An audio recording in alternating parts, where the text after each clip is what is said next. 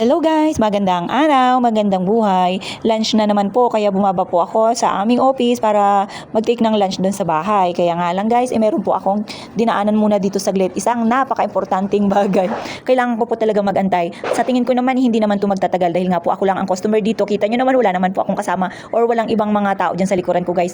Kaya inantay ko na rin po para hindi na ako babalik mamaya kasi ito lang po yung aking time, lunch break. So bago nga po ako uwi bibili na rin po ako, mamimili na rin ako ng kailangan ni Yayam at naubusan na nga po yun ng merienda. Abay, matmaya po talaga ang kain ng aming little boy. Kaya nga po sabi ni nanay, ilan-ilan na lang nga daw po doon yung kanyang pagkain, yung kanyang mamimerienda. So, hiniwalay ko na nga po pala kaagad ang aking pambili para hindi na hassle kaka-open-open ng wallet dahil nga po nagmamadali ako. So, ilan lang naman din po yung aking bibilihin. Yung kailangan lang namin ni Yayam kasi yung mga pampersonal lang namin at yung pagkain ni Yayam. Alam niyo naman pag bata, kailangan po hindi nauubusan ng pagkain kahit na paunti-unti lang yan. Pero mayat maya, kaya kawawa naman yung aming little boy pagka naubusan ng food. So ayan guys, konti lang naman din po yung aking binili at ako yung nagmamadali na rin. Wala rin nga po akong dalang eco bag dyan. Dito po kasi sa amin, hindi na uso yung plastic bag or sando bag na lalagyan ng mga pinamili. Kailangan meron kang sariling eco bag kung ayaw mong gumastos. Pero meron din naman po mga eco bag na binibenta. So depende na lang po yan sa iyo kung gusto mong bumili ng eco bag or meron kang bit-bit. Kaya ayan po, nag-ikot-ikot na nga lang po ako dito.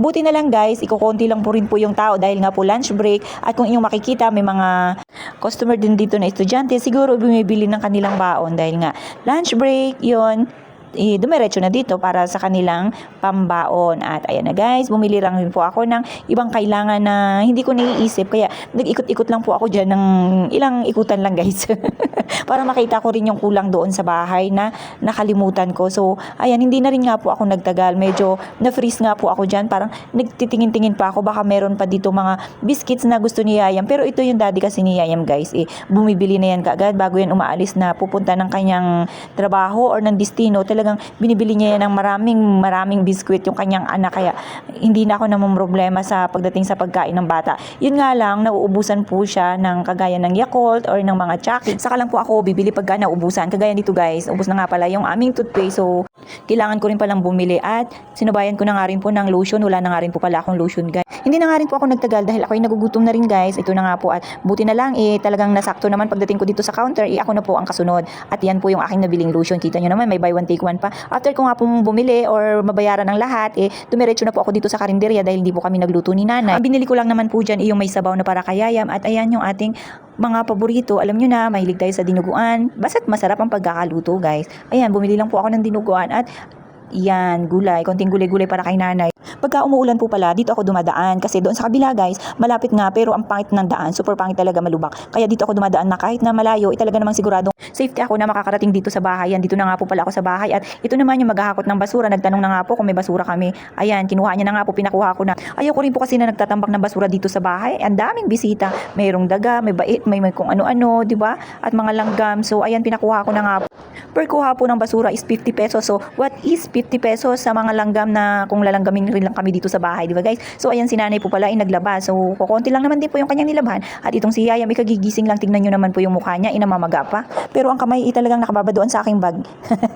Gustong-gusto na rin talaga mangialam sa loob ng aking bag. At yan guys, kumain na nga po ako. Sabi ko kay nanay, mauuna na ako dahil sila ay katatapos lang kumain. Pero maya-maya guys, ikakain din yan sila. Late na nga po kasi yan sila kumakain. Si nanay, 10 o'clock talaga yan ang kain niya guys. Kaya itong pang lunch ni Yayam, isinabay niya na sa kanyang almusal. Abay, talagang tipid.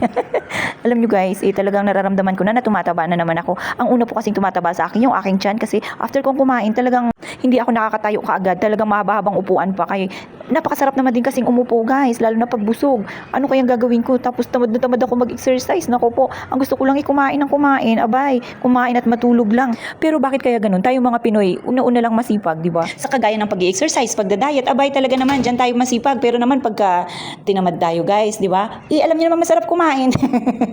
Talagang tatamarin tayo niyan mag-exercise dahil nga masarap kumain. Lalo na ngayon, malapit na naman magpasko. So pahinga muna tayo. Next year na lang ulit tayo magda-diet. Ganun naman tayo, kahit na puno ng problema, tumataba, di ba? Masarap talagang kumain guys. Wala mo nang makakapigil sa atin.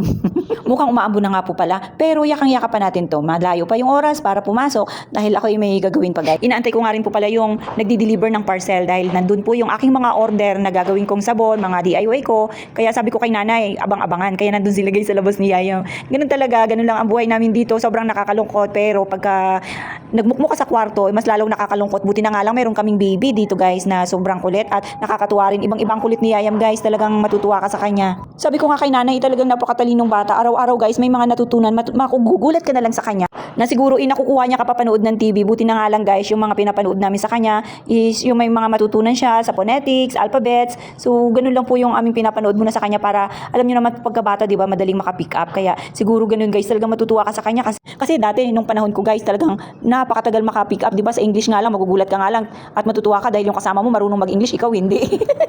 Pero ngayon guys, tingnan nyo nga yung mga bata. Sobrang gagaling na mag-English. Siguro ito si Yayam guys na papansin ko, talagang nakinikinita ko na siguro balang araw, isya na naman yan yung ganun guys. Hindi sa pagbubuhat ng sariling upuan guys na dahil anak ko yan. Pero yun po talaga yung nakikita ko sa kanya. Madali siyang maka-pick up at yung mga sayaw na napapanood niya, talagang kayang-kaya niya ng sayawin guys at kantahin.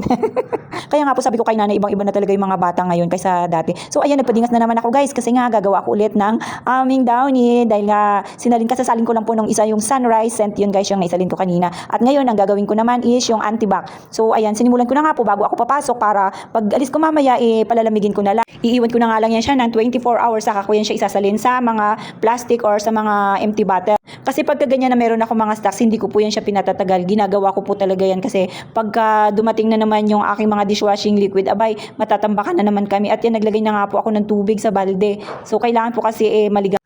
At yan, tinunaw ko muna dyan sa mainit na tubig para matunaw lahat siya guys, walang mamuo. At after nyan po, saka ko po yan isasalin doon sa aming tubig sa balde at saka ko iiwan at palalamigin na rin. At alam nyo, every morning po yan, hinahalo ko po para matunaw lalo yung mga namumuo. So ayan, nandito na nga po ako ulit sa office guys, napakabilis.